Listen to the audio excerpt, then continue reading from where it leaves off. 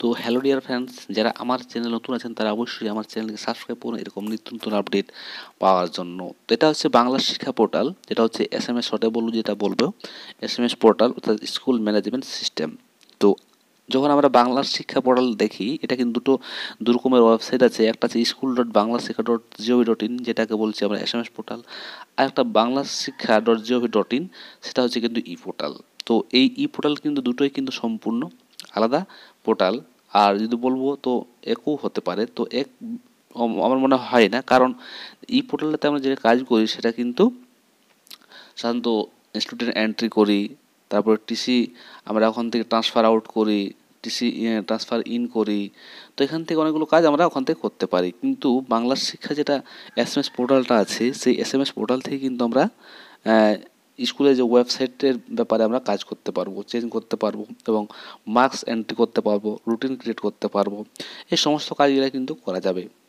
তো যেটা শিক্ষা পর্ষদ বলেছে সেটা হচ্ছে যে এই জানুয়ারির মধ্যেই কিন্তু 21 তারিখের মধ্যে কিন্তু সমস্ত সাবমেটিভ এবং ফরমেটিভ এর নাম্বার কিন্তু আপলোড করতে হবে। কিন্তু আমরা যখনই আপলোড করতে যাচ্ছি, লগ ইন করছি, সেটা কিন্তু অপশানটা কিন্তু শো করছে না। তো চলুন আমরা দেখে নেব। তো এটা হচ্ছে school.banglasikha.gov.in। তো আমি প্রথমে লগ ইন অ্যাডমিনে কিন্তু ক্লিক করব। তো এখানে দেখুন, আমি SMS পোর্টালটা খুলতে গেলেই কিন্তু আমার এরকম চলে আসে, before log in clear your browser history for immediate effect on the change down in the online system. তো যখন আমরা লগ ইন করছিলাম নাম্বার আপডেট করার জন্য, তো দেখছিলাম সেটা কিন্তু অপশানটা আসছিল না।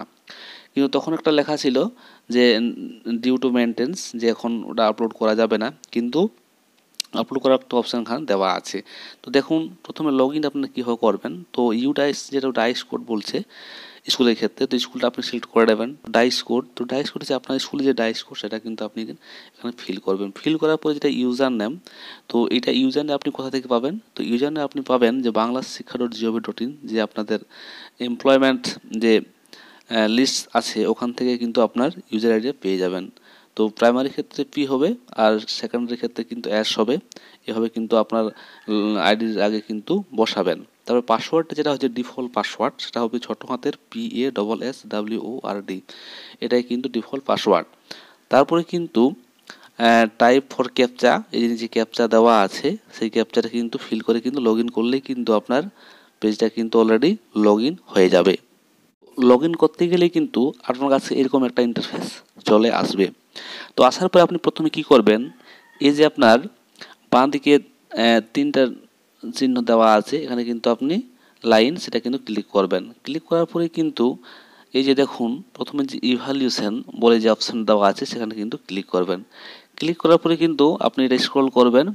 স্ক্রল করার পরে কিন্তু দেখবেন এখানে যে marks entry, সাবমেটিভ, marks entry, formative. তো আপনি কোন তা আপনি আপলোড করছেন, ফরমেটিভ না সাবমিট, সেটা কিন্তু আপনাকে সিলেক্ট করতে হবে। সিলেক্ট করার পরে কিন্তু আপনি পরের স্টেপে যাবেন। তারপরে যেটা বলছে মার্কশিট 2022, আপনার মার্কস এন্ট্রি হওয়ার পরেই আপনি যদি চান তো সেখান থেকে মার্কস কিন্তু আপনি এখান থেকে ডাউনলোড করে নিতে পারেন। তো চলুন আমি দেখিয়ে দিচ্ছি প্রথমে সাবমেটিভটা।